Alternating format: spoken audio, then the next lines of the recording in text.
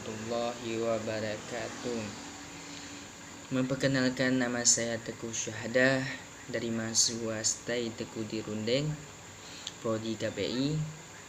Kali ini saya akan membahas satu makalah yaitu yang berjudul Wawasan Nusantara. Dalam makalah ini akan dibahas apa yang dimaksud dengan wawasan Nusantara serta apa manfaat dalam kehidupan kita. Secara pribadi memang tidak begitu banyak, namun bagi orang lain tentu sangat bermanfaat. Sebaliknya, jika orang saja yang tidak memiliki wawasan Nusantara, maka yang akan kena dampaknya semua orang, misalnya membuang sampah sembarangan.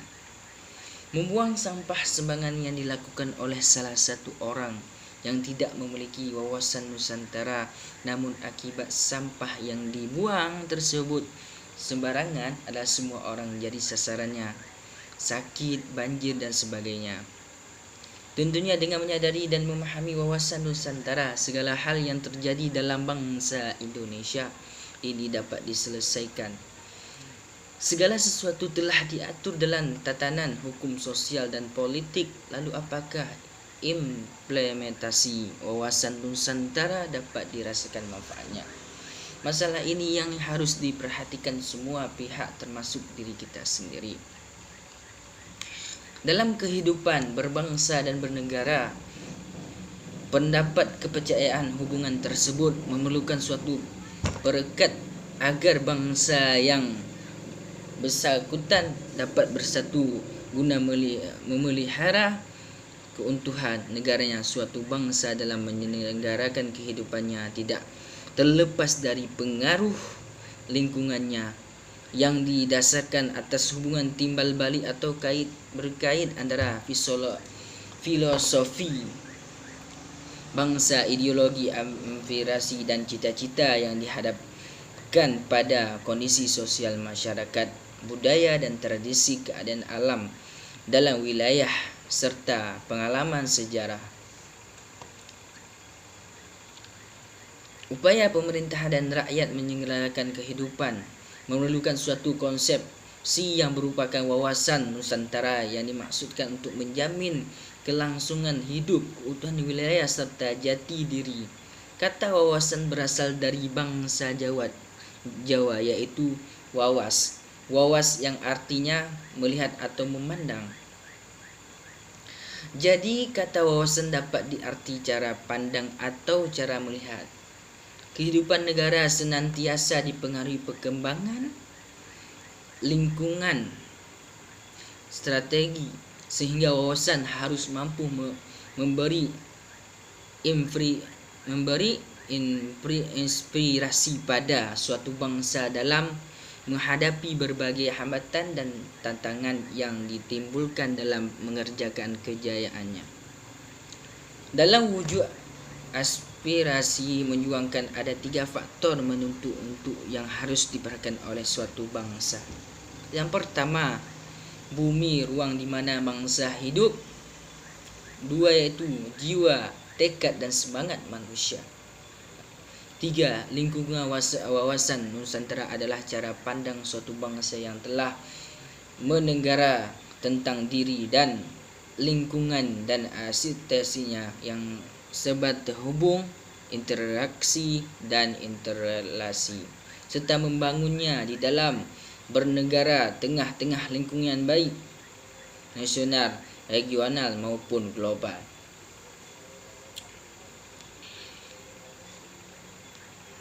Dan wawasan ini terbagi lagi, ada unsur-unsur dasar wawasan Nusantara. Apa unsur-unsur dasar wawasan Nusantara?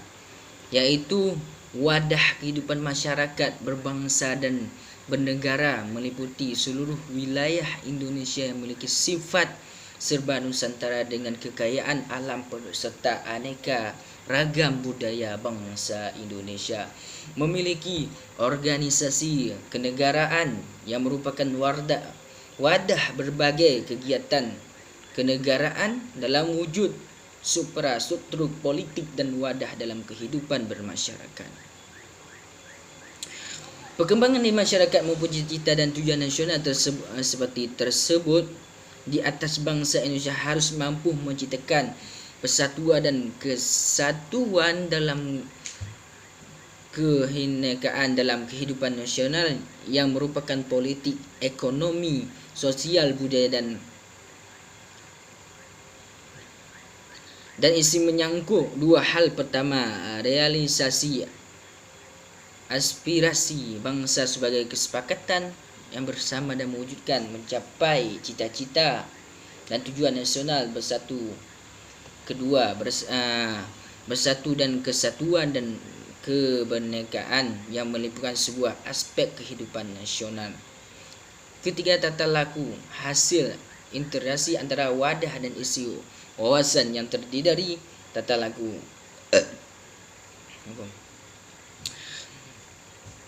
Yang kedua yaitu hakikat wawasan Nusantara.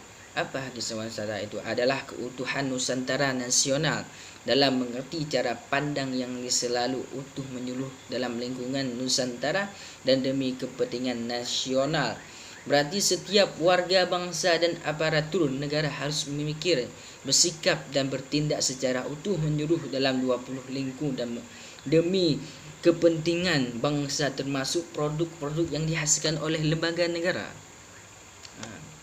Dan yang terakhir yaitu asas wawasan Nusantara, yaitu merupakan ketentuan-ketentuan dasar yang harus dipatuhi, ditaati, dipelihara dan menciptakan agar mewujudkan demi tetap taat dan setia komunitas unsur membentuk bangsa Indonesia, suku golongan yang terhadap kesepakatan bersama.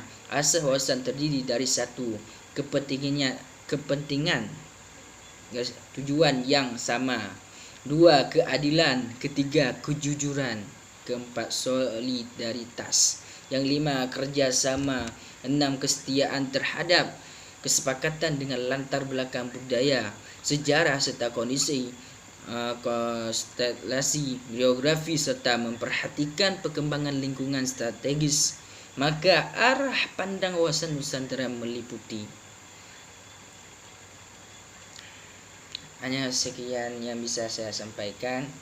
Di akhirnya saya akan mengatakan kesimpulan beberapa, yaitu adalah pandang untuk menjadi bangsa yang satu dan utuh dalam satu kesatuan Republik Indonesia. Untuk mencapai tujuan nasional maka diperlukan suatu paham geopolitik dan dikembangkan menjadi wawasan Nusantara dan diwujud sebagai satu kesatuan politik, ekonomi, sosial, budaya, pertahanan, keamanan, kesatuan dan wawasan Nusantara itu dilakukan dengan cara desentralisasi dan menyelenggarakan pemerintahan.